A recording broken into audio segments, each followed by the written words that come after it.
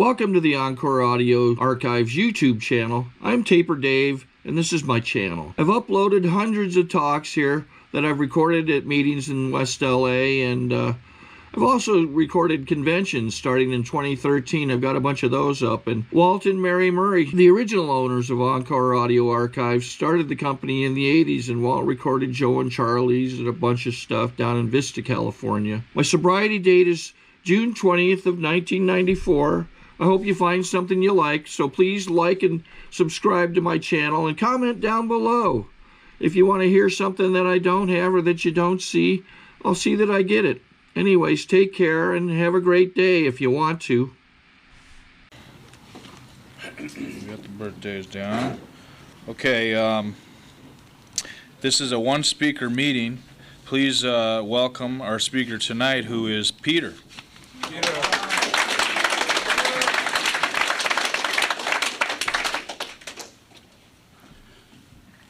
Hi, my name is Peter Santana. I'm an alcoholic. Hey, how you doing? What's happening? Happy Flag Day, everyone. I grabbed something red, white, and blue, and all I could find was my Buck Owens guitar. So I brought that. Thank you, Dave. And there was a guy from Bakersfield named Keith Carpenter who passed away a few months ago. He was a good old boy, and I really loved him, and he was a great guy. A lot of people loved him. That's the thing. And whenever he asked me to share at a place called Indio at the ABC, before I would speak, he would always say, "Now remember, Peter, we don't need a speaker tonight. We need a talker." So I'm going to try and talk to you in honor of Keith Carpenter and Buck Owens, the only two good things I know about Bakersfield. And I am so happy to be in Marina del Rey, because in the last week I've been in Bakersfield, Visalia, and Fresno. So big city living, you know what I mean? And to be in anywhere with a marina in the name is nice, you know? So I mean, I don't see any water, but I didn't see any water there either. So I'm just happy to be here, you know? I was born 40 years ago on Sunset Boulevard in Hollywood to absolutely the wrong parents. If I could have had a parental mulligan, I would have preferred some Irish parents, you know. I would have ended up in AA anyway, you know. So instead I was born to Irene and Pedro, this pair of people who honestly believe that if you work hard enough, you'll get ahead in life. And you know, God, what is wrong with them? So, I was the firstborn. They were in their 30s, which is like weird for Hispanics to have their first kid in their 30s, you know, and especially back then. And so everyone else who had about 6 kids each were at the hospital ready for this big day, and they gave my mom the saddle block. And instead of going down, it went up. So she went into cardiac arrest. And my mom, you know, was almost dead. And my father, whose English is atrocious now, was asked 40 years ago, who do we save? And he just said, please, both. And the good news is that my mom lived and I lived. And she was on one floor for 2.5 weeks, and I was on another all by myself, you know. And when my mom came to out of this coma 2.5 weeks later, the nurses showed her a picture of me first. And the first thing she said about her lovely son was, take this picture of this Chinese baby back and bring me a picture of mine. You know, and so that's how it started. And you know, so we didn't really bond too well. I never breastfed. She only liked me as a friend, you know, and so, you know, and I remember what, you know, the first thing she said to me when I was born. I remember vividly that day. She said, you know, you nearly killed me, and I hope that's not the sign of things to come. And I know that's what she said, because every year I would take that guilt birthday cake, you know, and happy birthday. You almost killed me a year ago, you know, and happy 5th birthday. 5 years ago, I still remember, you almost killed me, you know, and in March, she said, "Happy 40th birthday." You almost killed me 40 years ago today.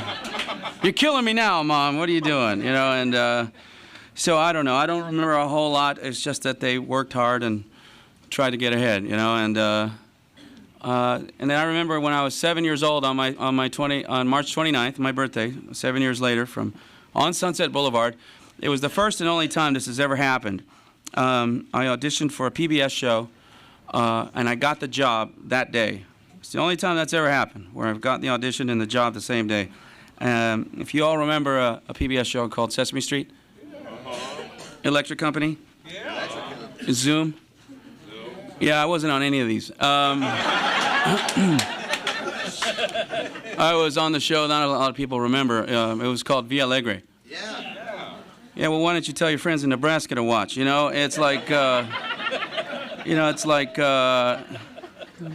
people turn the TV on in Iowa. It's like, what are these dancing, singing Mexicans doing? You know, it's like, so we didn't last too long. We were ahead of our time. You know, I wasn't in on the revolution that we are in now. You know, cornering the market on all the jobs, but you know. I struck out on my own at 7, and that's the best I could do was an acting job. So, you know, but you know, if you look at my life, I worked on and off from 7 to 15, and if your parents or if you were a child once, you know that those are very formative years. And I didn't spend a lot of time at an organized school. I spent a lot of time on a TV set filming, and when I wasn't. So I wasn't able to do a lot of the things that my kids do now, you know. And there was, if you're unemployed now, you're so lucky. Because back then, you had to physically go to the unemployment office and wait in line every 2 weeks and answer all these questions, you know. Did you look for work? No. You know, you know, and you had to make sure Mom always coached you on the way. Yes, one is yes, no, no, yes, you know, and it was like, yes, no, no, no, no, no, you're killing me, you know, and all that stuff, you know, yeah, and so she would take me, and so I couldn't do the things that I always wanted to do, is play Little League baseball and Pop Warner football, you know, because my agent had convinced my mother that if you honed in on some other skills, I'd be more marketable. And so I had to take tap dancing lessons and ballet lessons. And kids are mean, you know. Mrs. Santana, can Peter come out and play? No, he's got a pirouette class at 3, you know, and cruel children. So at 15, to tell you how well I was doing, I started in high school, and I just wanted to do the things I wanted to do finally, you know, because I'd had enough, you know. So I got a girlfriend. I was 15. She was 38. She was my brother's second grade teacher, and he did really well in school that year, you know, and really well. And the reason, I mean, his grades dropped off in 3rd grade pretty drastically, so my parents had him tested, you know, make sure that, you know, he didn't get dropped on his head or something, you know. But I don't know. I thought it was a normal situation. Alcohol was involved. It had to be, you know. You know, a few years ago and a few weeks ago, I read about this couple that was very similar to us. This woman went to jail, and this kid and her were having relations, and they had a child, you know. And this magazine I read a few months ago said that this magazine was paying for their wedding now that she was free. And I remember being disgusted both times when I read the story and when I read it a few months ago. And I realized I wasn't disgusted in judgment. I was disgusted that, once again, I'd been overlooked, you know, and I was not in Time magazine, that no one was paying for any of my weddings, you know, and I felt like every criminal before Rodney King, you know, and I just felt like it was an injustice. And so I had the wrong parents. I was on the wrong show. I was in the wrong relationship. So I found alcohol, and things started to go seemingly right. You know, I drank. She bought Coors tall cans, a little taller than this, and I drank them, and it was amazing. They never came up. You know, they stayed down, and wonderful things happened. You know, and I liked alcohol. you know, and I drank from 15 to 22. Those were 7 years, and if you're young, or if you're under 30, I'm paraphrasing, but there's a line in the big book that says many of our crowd, men are 30 or less, drank just as helplessly as those that drank longer. And I certainly did. From 15 to 22, I drank pretty helplessly. You know, it started off kind of funny. I don't exactly remember what day it was when I, you know, met my girlfriend, but it was one of those days where you can honestly say on a calendar, whatever day it was, that I began a Jekyll and Hyde relationship with my parents and those around me, because I couldn't talk to my parents about my relationship and alcohol being involved. I had to start to hide things. And I couldn't bring her home. They knew who she was. And, you know, they weren't broad-minded, you know. And so I just, you know, I'm giving another guitar lesson. That's your 6th one this week. Yeah, well, she really wants to learn, you know, and so do I, you know, and all this stuff. And so, you know, and then when you break up with a 38-year-old woman, it's a lot harder than getting involved with one. You know, it's like hell hath no fury. And I learned early that don't do that. And so when I was 19, I met a 38-year-old woman who was a second-grade teacher, and it was just a pattern, you know, and, you know, they were fun. And alcohol was involved, and it had to have been, you know, really. When I came to Alcoholics Anonymous, I had a lot of questions about sex, and thank God there's an inventory, you know, and we'll talk about that later. But, you know, I remember having questions when I got here, like, shouldn't it last longer, you know, and why is it so expensive, you know, and eventually if you drink long enough, didn't she look like a girl to you, you know, and so, you know, I don't know, that's just what was told to me later. So I used to love to go out drinking. Like I said, from 15 to 22 I drank, and you know, I got a license and I started driving. I live in the San Fernando Valley. Kind of lived by an old clubhouse that looked like this called Radford. I lived real close, and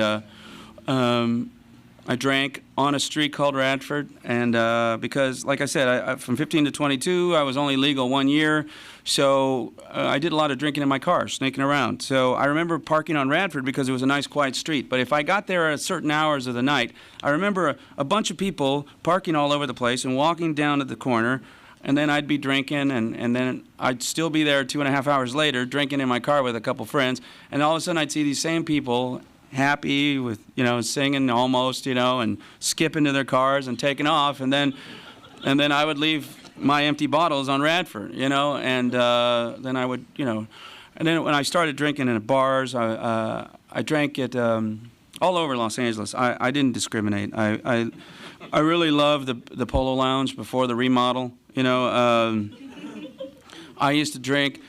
I love singing. Singing's one of my favorite things to do, but I had to have a lot of liquid courage in order to perform, so I would drink a certain amount of alcohol, and then I'd be able to stand next to the pianist at the Polo Lounge and start singing songs, you know, and I loved Gershwin songs, and I would have that drink, and then I would, like, add lyrics that Ira Gershwin never wrote, you know. There's no F word in Swonderful, but I just thought, you know, it would be a nice accent. I think the crowd's with me, you know, and then those same two guys would always ask me to leave, you know, and I drank at the Cameo before Barfly, you know. I drank at this wonderful place downtown, well, it's Skid Row, really, on San Julian and 8th called Gorky's Brewery, you know, and yeah, we missed that place. And I remember in Little Tokyo there was this wonderful place, and they were serving this innocent little drink, you know, in a little tiny ceramic bottle, you know, and just made of rice, for God's sake. What harm could it do, you know? And I drank this lovely sake, you know, and it was just had a cork. I thought it like vinegar. I mean, what can it do, you know? And then, you know, I would go there a lot, especially on first dates, because I very rarely had a second date, you know, and I was always on my best behavior on my first date because I would never hit you up for money, and I would buy a few things, you know, and so this particular night things were going well, and the rice was sitting well with me, and I found out later once I got sober that the fish was raw, you know, and I had no idea, and so I'd run out of money. And I didn't want to hit her up for money yet. Things were going great. So we went to an ATM, and I used my parents' credit card to pull some money out. And I jumped a stop sign in front of this building downtown called Parker Center. And it was like 6:01 on a Saturday night, and that's a really bad place to jump a stop sign, you know. And these policemen were pulling out of the police garage, and all they did was turn the lights on just when they reached the street level and saw me jump the stop sign and pulled me over. And that's one of the first times I ever heard the word sobriety used in a sentence. They wanted me to take this field sobriety test, which is not fair because they never give you time to study. And so I'm doing these things, and I'm walking these lines that aren't there, you know, just to amuse the policemen. And I know they don't do this in Marina Del Rey / Culver City.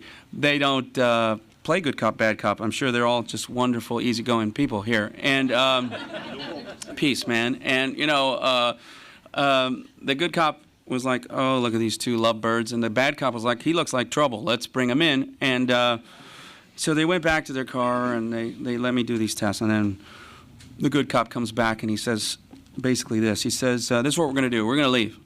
And this is what we want you to do.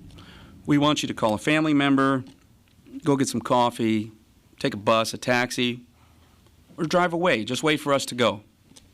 Now, a normal human being would say, thank you, officer. Have a nice night. But because I was on a first date and things were going well and the rice was kicking in, I had just one question before they left. And all I wanted to know, I said, officer, all I want to know is, are you saying you think I'm drunk? And all of a sudden there was two bad cops, and they bumped my head really hard on the car door, you know, and they made an illegal U-turn on a one-way street, which I was trying to point out in the police report, but they wouldn't listen, you know, and that just began the tour of Drunk Tank, you know, USA. And you know, I'd call my mom because who else am I going to call? You know, I just met the girl, so I just had to call her, and the girl was with me and drove my car home, you know. And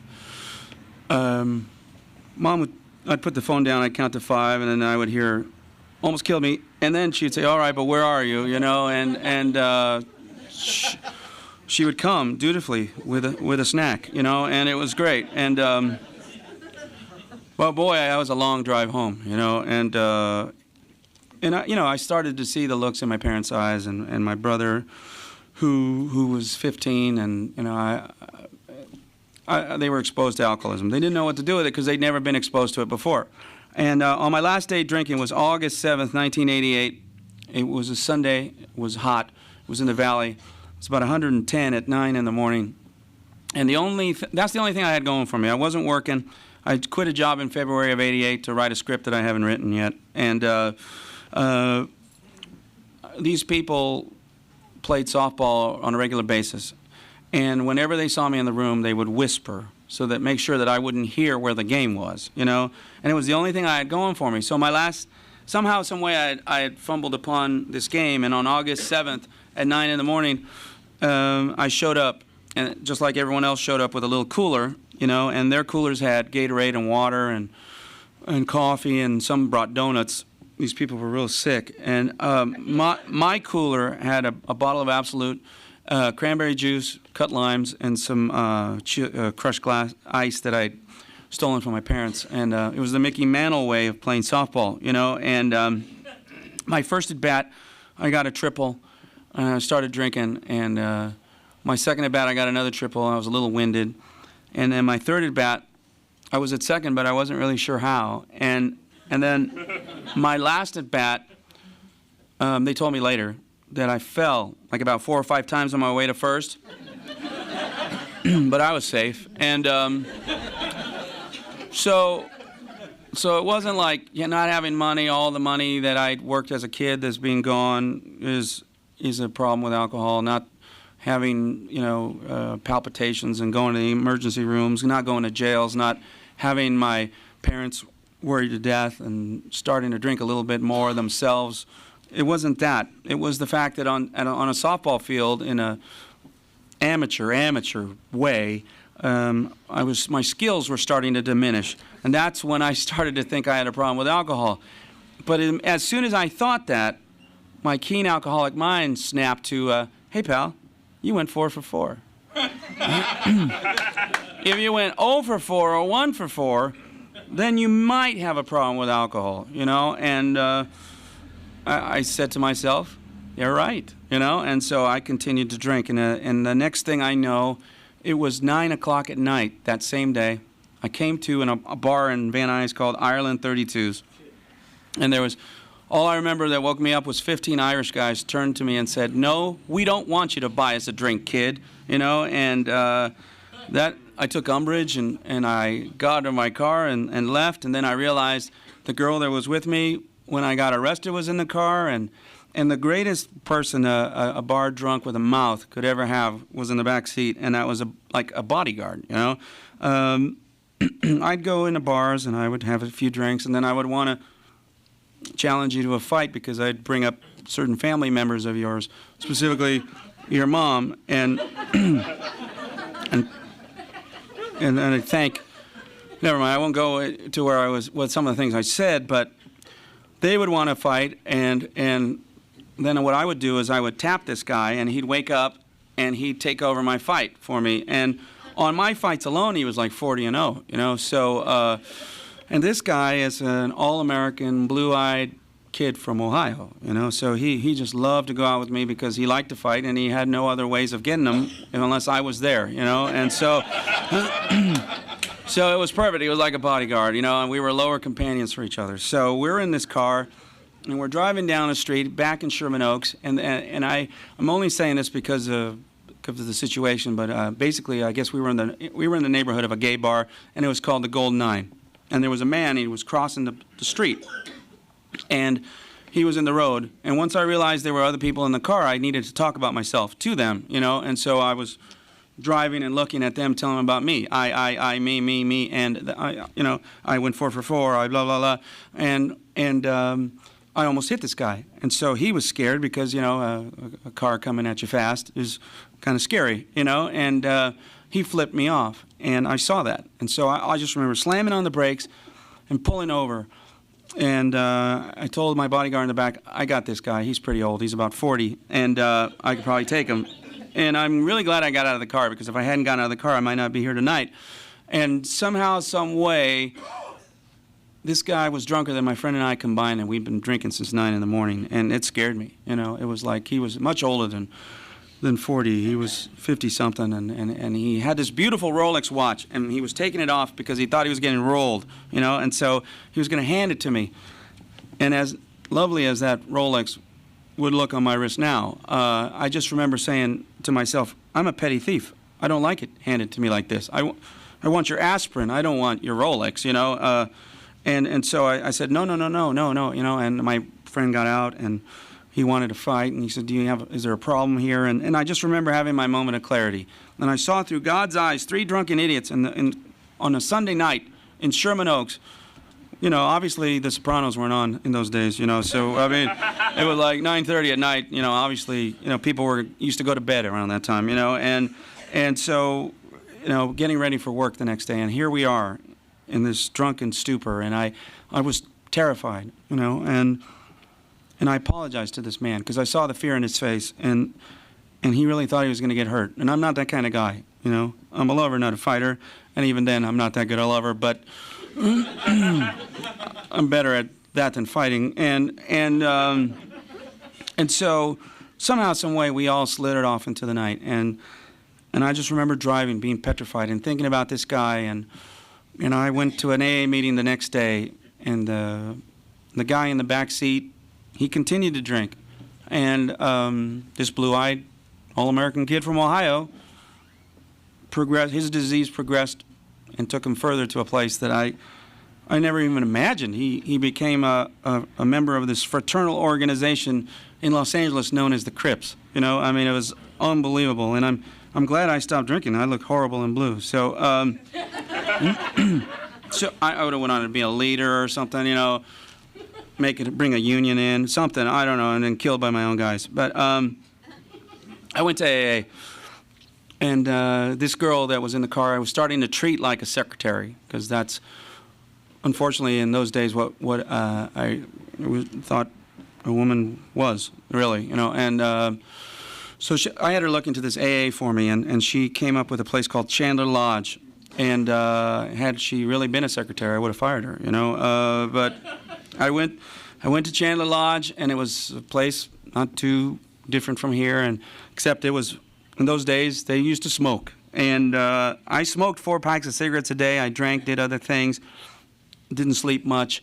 And, you know, I was doing the Jerry Garcia workout video, you know, and I just remember walking into this very smoky place thinking, man, listening to the people. I don't remember who was there. I don't exactly remember what was said, but I just remember identifying in a way that I'd never identified with anybody before in my life. So I surrendered, and I walked through that sliding glass door, and I've been sober from that night to tonight, you know, and it was a miracle, you know.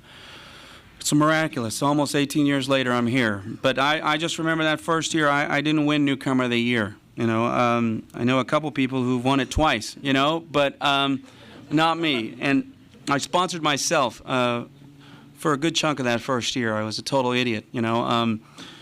I liked Chandler, but then I found Radford, you know, and then one of the first announcements I heard them make at Radford was, and remember, please don't throw your bottles on the street, for the neighbors might get upset. And I'm thinking, oh my God, this is where I left all those bottles, and they're making that announcement about me, you know, and I had a tendency to make everything about me then and now. But anyway, I just loved Radford. There were people that had been in movies at one time in their life, you know, Birth of a Nation, you know, and stuff like that, you know. I mean, it's like they'd been, you know, they were the 6th extra, you know, and the guy on a horse with burning, you know, cross, you know, and they, you know, they ran with that for a while, you know, and I loved the vibe, and it was a wonderful place to be, and I caught the tail end of a great thing. There was a woman named Alabama who was alive, and she was sweet, and there was Gary Crosby, and he was not so sweet, but I loved him, and and there's just all this wonderful stuff. But then, like what was said earlier, I appreciated what was going on, but then I realized the noon meeting conflicted with all my children, you know, and so some days I would have to make a choice between all my children or the Radford meeting, and you know, because back in '88 there was a strong storyline going on, you know. Stuart and Adam were doing hijinks behind Erica's back, and she hadn't won an Emmy yet, so she was a little hungry, you know, and Palmer and Phoebe were still around, and Tad Martin's star is just starting to rise. He was a weasel, and I identified with him, you know, and so, but then I realized if I went to the Radford Noon, it would be better than any soap opera anyone could ever write, you know, so I fell in love with the people, and then just one day, this guy walked up to me, and apparently he didn't know that I had my AA cloaking device on, and he walked up to me and he started asking me these questions that were like none of his business. Like, how you doing? What's your name? You know, and I had to look to see who he was talking to, and he was talking to me. And, you know, if it's 110 in the valley, it's 140 inside Radford, you know, and this guy walks up to me wearing a full jean outfit with a motorcycle jacket, chaps, motorcycle boots, and one of those leather hats with the flaps with the wool, you know, and he drove a Honda Civic, you know, and he asked me if I had a sponsor, and before I could say anything, he just knew I didn't. So he said he pointed himself to be my sponsor, and he started taking me around all over AA, and I got a tour of AA in Los Angeles, and we would come here, and we would come to meetings on the beach, and then I remember he took me to this meeting, and I guess we were running a little late because this gal was taking a cake, and I must have missed the part where she said, I worked the steps with my sponsor in order, I did my inventory, I made my list of amends, and made my amends properly, and all I heard was, and now my parents and I sing Kumbaya, you know, and so without telling my sponsor, I went over to my parents' house later that night, and with the intention of making an amends. And I wish I was kidding when I said this, but I honestly said, Mom, Dad, tonight's your lucky night. Tonight's the night I apologize for all the stuff I did to you. Tonight's the night you forgive me. And tonight's the night we move on and pretend none of this ever happened, you know. And my mom's kind of insensitive, and she said something that really hurt my feelings. She said, if you're going to try to find if you're going to use this newfound sobriety as a means to get back into our life, we prefer you drink. Because when you drank, you had a job. When you drank, we knew where you were. There he is, you know. You're screaming louder now, and you know, you're just no fun to be around, and, you know, for God's sake, we've dropped you off at Unit A. We've seen those people, you know, and you know, I felt so defeated. I didn't feel like you let me down. I felt like I'd let you down. So I took my lumps, and I don't like to take my lumps. You know, I want everyone to get along, and I really want you to honestly pretend like none of it ever happened. So I went driving, and I felt I'd let AA down. But the truth is, I hadn't touched AA. I went over to my parents to make amends, working step none, and wanting to make a 9-step amends in a proper way, and there's just not the way to do it. So I went driving down the street, and I saw a bus coming on Laurel Canyon and Ventura, and I was going to step on the gas and crash my car into it when my sponsor pulled up right next to me in his little Honda Civic. And he saw my face, and I described what he wore, but on a good day, he looked like Jack Nicholson in The Shining towards the end of the film, you know, and he had 18 and a half years of sobriety at the time. So he saw my face, and he was alarmed. And so, you know, he pulled me over, and we went to a coffee place called Sitton's, and he saved my life. You know, he showed me how to do this inventory. And my first inventory was fearless and thorough from the very start. I used both sides of the index card, you know, and he had promised dinner, so I was in a hurry and hungry. So you know, the best thing, when I was finished with my 4 resentments, he didn't give me that face that the good cop made when I asked the question. You know, he just kind of let it go and took me to dinner. It was great. Eventually, he stopped doing the stuff that he was doing, and he got drunk, you know, and he can't get 30 days now, you know, and I wish there was something I could say. I wish there was something I could do, like he helped me that night, you know, but I just know that he had a job, and God put him on, you know, there when I needed him, and he stopped doing that, and I can understand that. The book says we only get in trouble, the only time we use the book, the word trouble in the book in regards to us after we get sober is when we rest on our laurels. And you can only rest on your laurels if you've taken any actions in the first place, you know. And so he stopped doing this stuff, and I don't judge him for it, and I don't think he's less a person. I learned from that. I would rather learn a lesson from you staying sober than learn a lesson from what you stopped doing and what happened, you know, every time. I don't think there's anybody in this room that I would want to learn a lesson from the adverse instead of the positive. There's no one in this room I would want that to happen to. But that's what has happened in almost 18 years of sobriety. I've learned from that. So I don't stop doing what I'm supposed to do. And eventually I did an inventory that saved my life. I had 298 resentments on it. The Easter Bunny, Spike Lee, and Godzilla were on it. I mean, you know, I've never met any of those guys. And, well, the Easter Bunny was my mom, so I guess that was another one at my mom. But it says we're driven by 100 forms of fear. The night I did an inventory that saved my life, I had 99 fears. And the sex part was small because in order to write about sex, you should be having it. So, and I've never been a rebel as far as AA. I've never wanted to plagiarize either. So what's happened is that melted the ice in my heart. Eventually, my parents realized how great an organization Alcoholics Anonymous is. I've paid them back all the money. I've done the inventories, and I've done their amends properly. My friend saw me at 5 years of sobriety, who was my bodyguard and was the Crips and going to jail and all this stuff. He's sober 13 years. And he's married with a child, and it's pretty funny. I'm And I'm married. I have 2 children, and I'm just happy to be part of the family, you know. And is my marriage perfect? No, I'm in it. You know, are my children perfect? No, they're 8 and 6. I'm starting to figure out they're not. But they're the sweetest little guys in the world, and they love AA.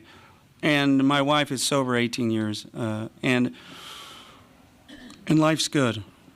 And my primary purpose is to stay sober and help other alcoholics. And as long as I remember that, I'm going to be all right.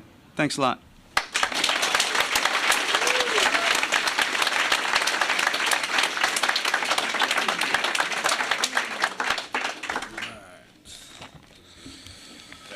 I think we got a great talk going on here. Thanks for watching the channel. Taper Dave here. Just curious, do you think this is better than Zoom? Okay, this is how I prepare my drone for launching. I like to do it inside the cab of my truck so I'm not standing outside in the weather. To install the joysticks for control, up and down, right and left, powered on. I have an Android phone that I use to connect it to the drone with, and it's actually controlled through the iPhone, through an app. Oops, wrong way. It's actually controlled through the iPhone, or through this Android phone, through the app. It's actually controlled through the Android phone, through an app, and you connect it through this short connection right here.